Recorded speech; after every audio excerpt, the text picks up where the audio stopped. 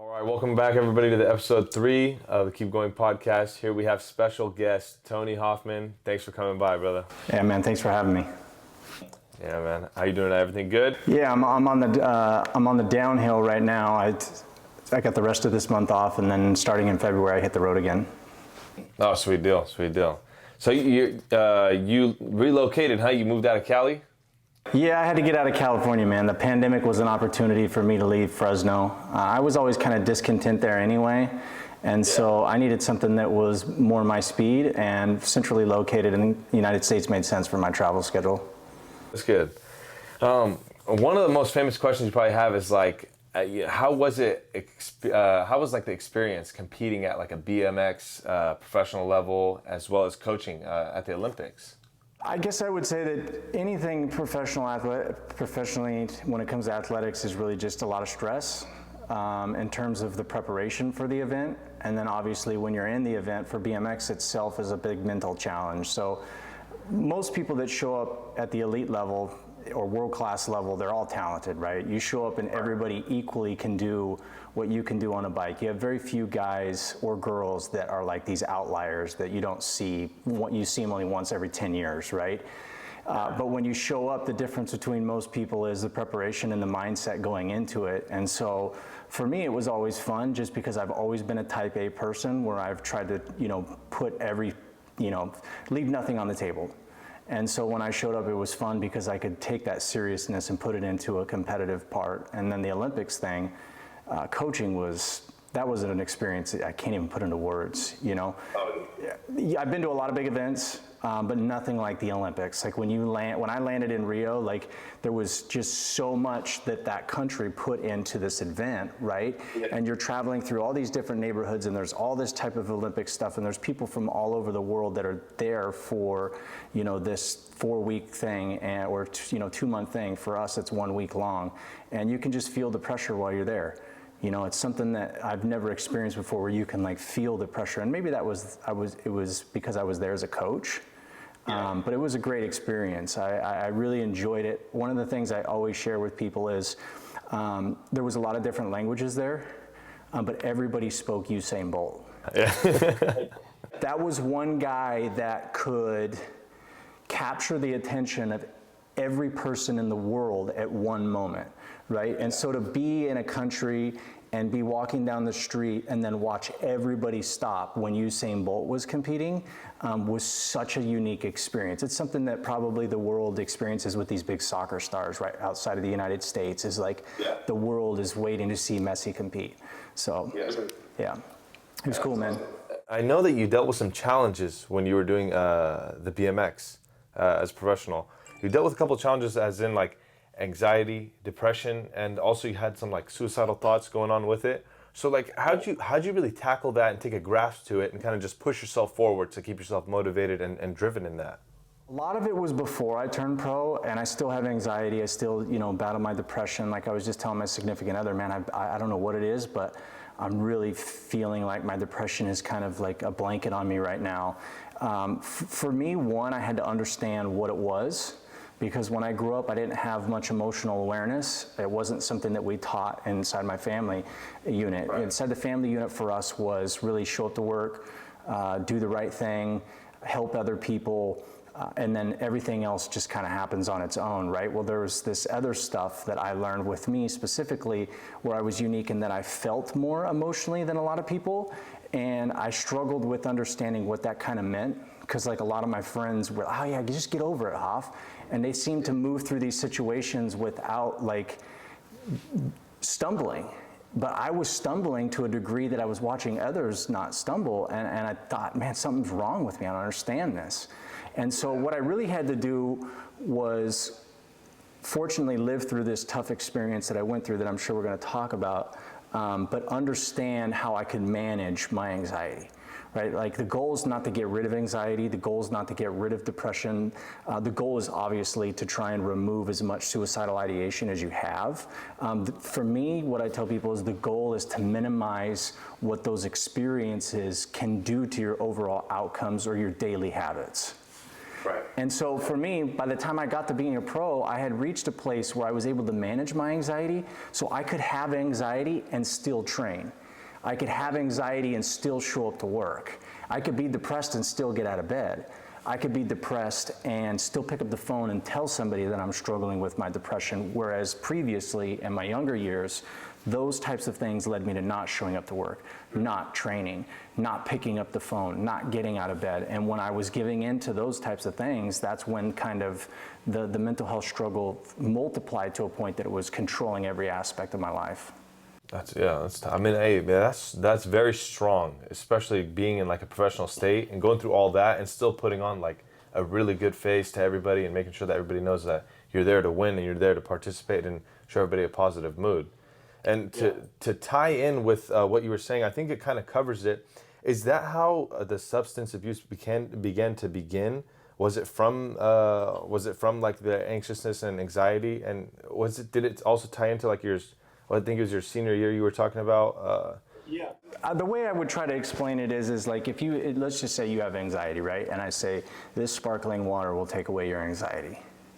You'll drink it. You might try it, right? Yeah. And if you try it and you go, wow, I've tried this, I've tried this, and that didn't work. But this worked. Right? And you didn't even know that you had anxiety. You didn't even know that you were, so to speak, depressed. You only knew that you were extremely uncomfortable. And you took a drink of this, and you no longer felt the discomfort that you didn't want to feel. Then you would say, well, I'll just, because it helps. Unfortunately, I found out, I'm different than a lot of people. Some people can drink this and walk away. Right? The feeling that this gave me and the way my brain works is that it would take over my ability to walk away. Right? I had to keep drinking and keep drinking and keep drinking, and when it ran out, I had to go get another can. And if I ran out of the case, I had to find a way to get another case. And then eventually, I got to a point where the addiction was so powerful that I would become willing to do whatever it took to get another can.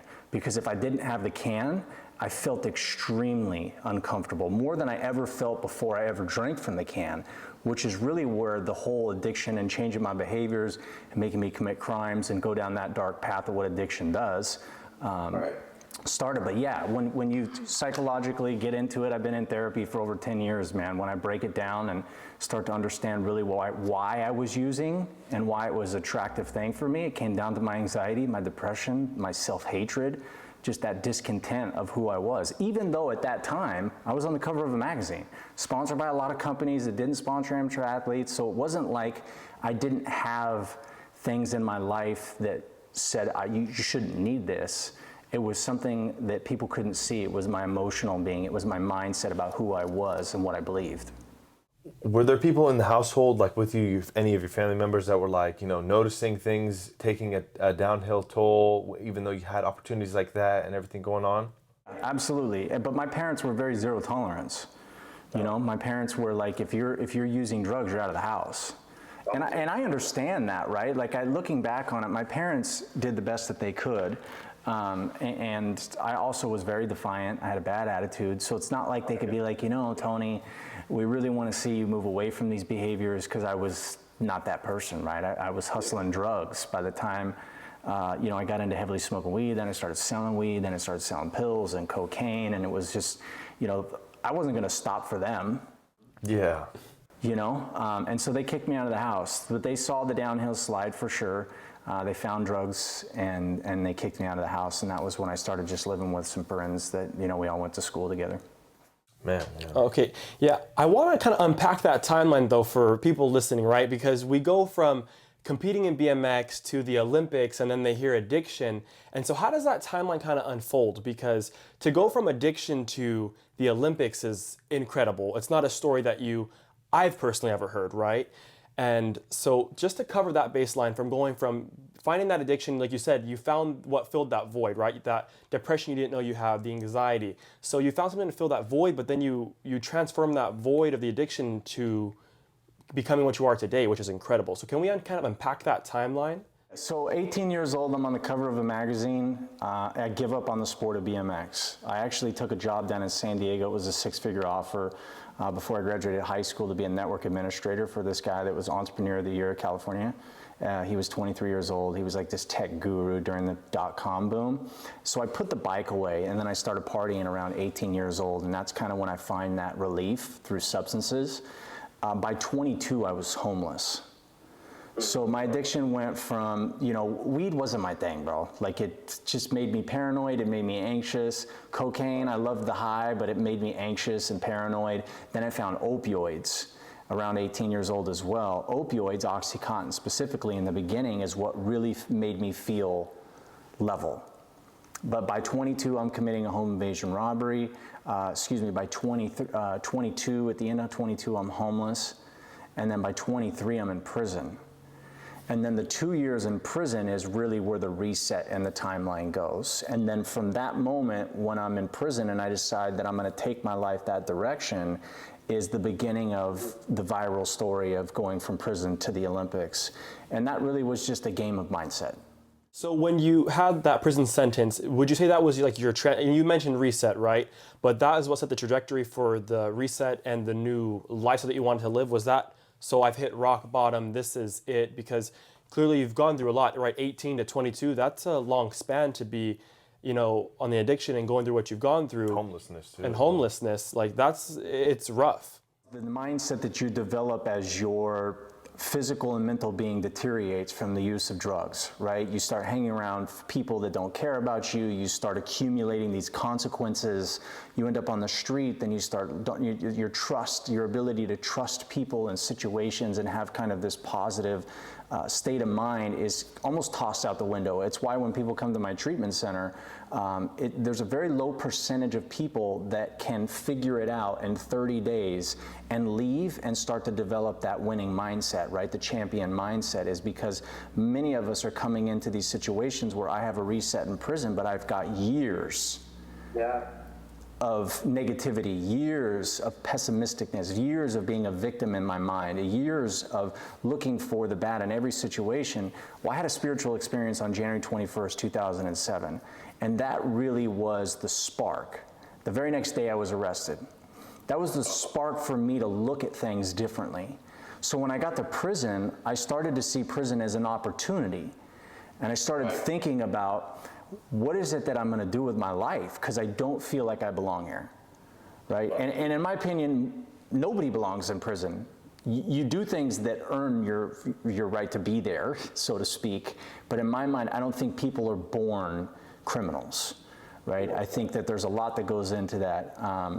But for me, the spiritual experience allowed me to look at myself, say, I don't belong here. I need to do something, and this is my opportunity. Because there were times, bro, when I hitchhiked to bus stations to sneak back on buses after I rode a Greyhound bus for 13 hours to Oregon to live with some friends that told me they would make me a manager of their ranch of 300 acres of vineyards. 7 days later, I'm hitchhiking.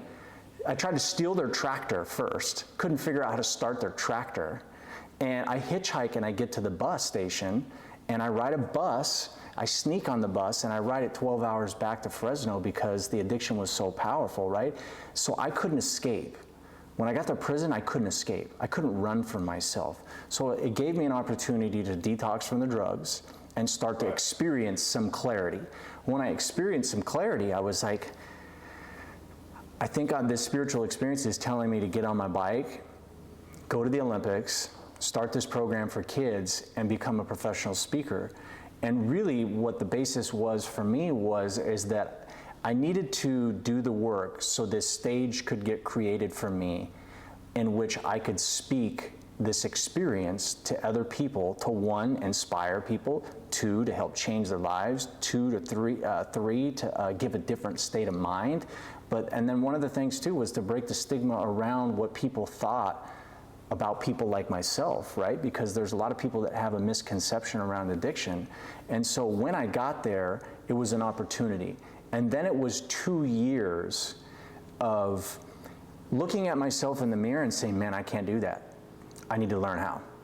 I don't know how to get up in the morning. Bro, I slept till 5 or 6 o'clock in the evening. Like, I didn't get up in the morning.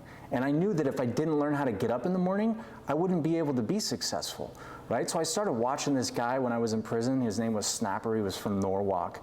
And he was first one up, bro. Every morning, 4:45. By the time I would get up, his bunk would already be made and he'd already be drinking his coffee. And I would think to myself, I need to be more like that guy. He was actually the reason that I learned to start organizing my stuff, because every time I saw his bed, his locker, everything was in order. It just seemed the right thing to do. So like, I used this guy as inspiration. And what's that? Is he in your cell as well? No, he was, so by this time I'm no longer in a cell. I'm in the mainline prison and I'm in a dorm. So I'm in a big warehouse gym with 150 guys and he's right across the way from me. So when I wake up and I look up, I see Snapper. And so I told myself, you know, I had learned how to make my bed every day. At this time I had learned how to brush my teeth every single day. These really little insignificant things that most people are like, you had to learn how to brush your teeth? Yeah, I had to fucking learn how to brush my teeth. That's how much I started at the bottom. Yeah. I saw him and I thought to myself, I'm gonna get up before he does. Okay, a little challenge. I'm gonna make this guy feel like he's not doing enough by getting up before him. He got up at 4:45, so I started to get up at 4:30.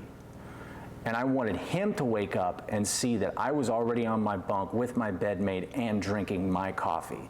And so I started to learn that my competitive spirit is something that I could put into play in all these other areas so long as I knew that losing was part of playing. Everybody's gonna lose. It doesn't matter who you are, what you're trying to accomplish, you're gonna lose at some point. What I learned was when I was younger, I would take losing and I would make it this eternal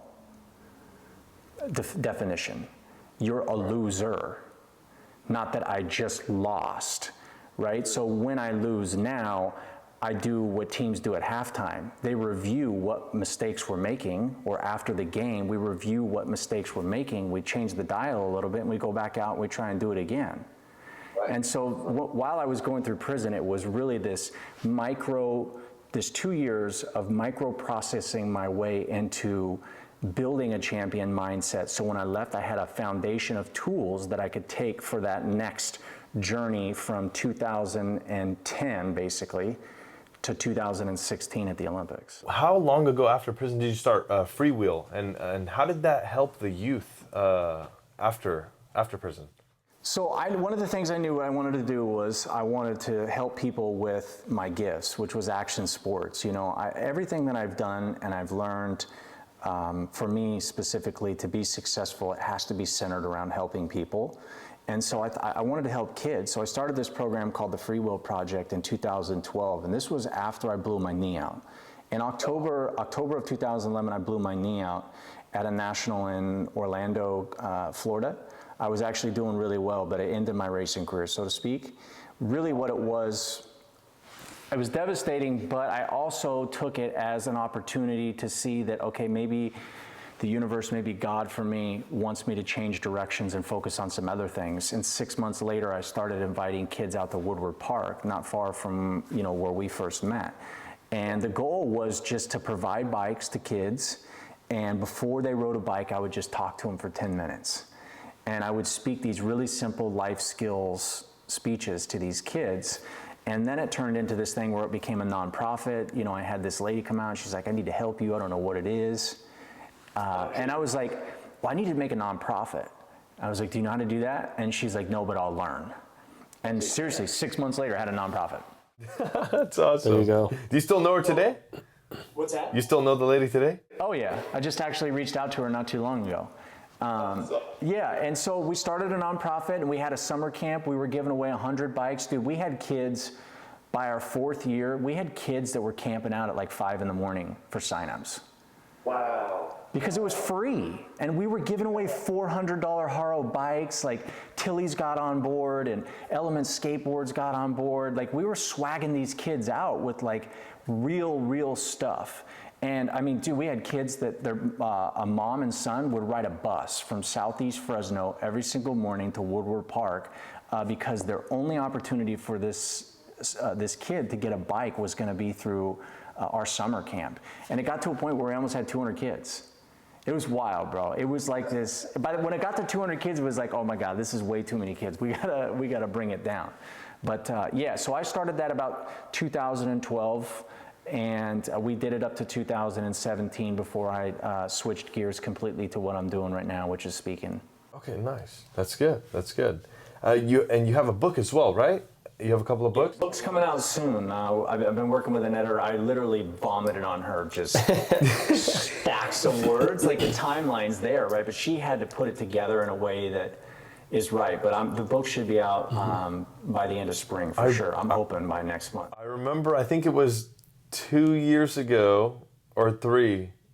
I saw you in the Starbucks on Champlain, right? You were still, I think you were typing up your book, right? Yeah, I started, it's been like it's been a long time coming, this book. It's been 3 or 4 years now. I think it was 4 years actually, yeah. It's been 4 years, so, which I haven't read it in a long time. I'm like, man, there's probably so many things I would do different. But at this point, I really just want to get it printed.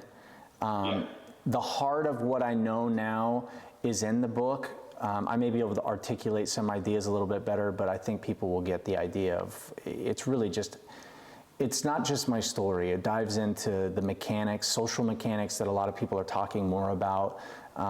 You know, how we kick kids out of school and what that's really doing. When we look at statistics, like 68% of kids who use substances before 14 have been sexually abused. Right, so they show up to school and we kick them out. What is that actually doing? Talking about my experience with prison and some of the social dynamics it's set up with. So it's my story, but then I build in all of the insight through these different things that I've been able to learn as a result of what I went through. That's excellent. That's excellent. And then when I was reading up as well, is you have PH Wellness as well as alcohol treatment facility? Yeah, that's it. PH Wellness. That's my new baby. It's Matt Paz is my business partner. Paz Hoffman is where PH comes from. Play on words is PH Wellness. Find your balance is our motto. But we started a drug and alcohol treatment facility in Southern California. It's in Riverside County on a 4-acre property. We have 3 different houses out there, so we can service up to 18 different people that are struggling with alcohol and drug addictions. That's my retirement plan, so to speak, is the treatment center. Being on the road 250 days a year as a speaker is demanding, and it really is not something that I can sustain in the long run. And so what I did was I decided to take some blueprints from another guy that was a very successful speaker. His name's Chris Herron, had an ESPN documentary, 2 of them actually, and I followed his blueprint. And once I do this for maybe 3 more years speaking, I'll start stepping away and I'll focus mainly on the treatment center. Yeah, that's what I was going to ask you. Like in the future, do you have any big projects that you really want to focus on? So that'd be probably one of them. Are there any other ones that you want to really focus on? Yeah, so outside of the family thing, I'd love to marry my significant other now. That's probably the first goal. The second goal is to scale out the treatment center. So really, what I want to do is start this multi-million-dollar center here in Dallas, in the middle of Texas or the country, sorry, and do something that nobody's ever done before. And so we want to have a mental health clinic. We want to have Barry Vince's, my other business partners, staffing agency in-house, and we want to have a huge building with all levels of addiction care, and then behind it have a huge apartment complex. And we not only want to work with individuals that are struggling with alcohol and drug addiction, but we want to work with justice-impacted folks. So dudes and women that are getting out of prison and really need an opportunity to reset and see that they can have a job, they can pay taxes, they can buy a house. Because right now, the way the system's set up, if you've been arrested, chances of you getting taken care of are slim to none. If I told people in my TED Talk, if I tried to get a job at Best Buy right now, I wouldn't get hired. Mm-hmm. And that's a very tough crowd to work with as well, because me and Isaiah actually work with a lot of people in that crowd. They're in our area in Blackstone and Ashland. That's the area. Like it's a tough area. So when we're trying to finance people with There, cars, Motel 6. oh yeah, the most, you know which one. Right down the street, yeah. He knows all about that. I want to tap into something because you mentioned, right, like, I want to go back a little bit, but you mentioned the small steps, right? Brushing your teeth and making your bed. There's the small decisions that you make that help you change your life. But what would you say, not even for the person struggling with addiction, right? But let's say you're looking to better your life and you want to improve and you want to change. We all know, well, I would say most of us know that it's a struggle, right? When you really want to make the decision to change your life for the better, or maybe it's just to scale your business or change as an individual. The small steps, what would you say the biggest like factors in that transitionary phase, right? Like first you make the decision, like you made the decision, like I'm gonna use this as an opportunity, but what would you tell somebody that's looking to ultimately change their life for the better and just turn it around? Like, hey, I'm not happy with the way my business or life is going. What would you tell that person? So the way I see it is, I think a lot of people hit a place of paralysis, which means they freeze out. When they, one, look at the distance in which change exists, right? So the Olympics, that's so far away from a person being in prison, like so far away. Like you talked about Blackstone and Ashland, like if we brought somebody over and they said, yo, this girl's gonna be at the Olympics in 9 years, you'd be like, but how? Yeah, exactly. One of the things that I learned is that I stopped looking in the mountains. It's too far, bro. I can't walk to the mountains from Fresno. It's too far. But I can walk to the street corner. Yes. Right? When I get to the street corner, I can then say, do I need to stop, get food, take a rest, drink some water? And once I've reached that point and I've examined what I need to do for my body at that point, then I say, well, I can go to the next stoplight. And if I just focus on my journey to the next stoplight, over time will take care of itself. There's a guy that has a cool story. He helped 2 Chainz, and I can't think, Charlie's, they call him Charlie the Rocket. Yeah. I've always used something that he said because I feel like it just works great for me. I'm already there, time just hasn't caught up yet. Right, so while I'm brushing my teeth, I'm going to the Olympics. Yeah. While I'm making my bed, I'm going to the Olympics. You can't tell me otherwise, because I recognize that for me to get to the Olympics, I have to manage walking from one stoplight to the next. That's powerful. That Yes, that's super very powerful. clear. We talk about that, right? Because we always say, like, for ourselves, we set goals, but the goal is always the goal's far away, right? Because the goal is big, the goal is grand. But I try not to get caught up at the, like you said, the end result, but it's the small steps that when you keep going in the between that push you further and further and further. And I love what you said is time hasn't caught up yet, but you're already working towards that. So that's powerful. That's awesome. I just let time do its thing, because time also will tell me you need to change your direction. That's strong. That's so true. Tony, I want to thank you so much for putting everybody that's viewing on game, like hard game. That's solid, man. And I appreciate your time, and thank you so much for being a guest host on the Keep Going podcast. Looking forward to seeing you soon. Hope to see you soon. Yeah, I'll be in the Valley soon. They've been utilizing me for speaking finally again. Clovis probably won't. They're not a big fan of me, but I'll be. Oh, what? All right, whatever. I'm a little critical of them, so I get it. That's okay. But I've been going through the Valley and all the other areas. When I come through, we'll all go grab some food. For sure. Yeah, Let's do we it, man. appreciate it. Thank Let's you do it. so much. You definitely dropped some valuable gems that people can definitely take and run with, especially when it comes to shifting your mindset and that perspective to the life you ultimately want. So thank you so much. That's it, man. Mindset's everything. All right, Tony. Take care, brother.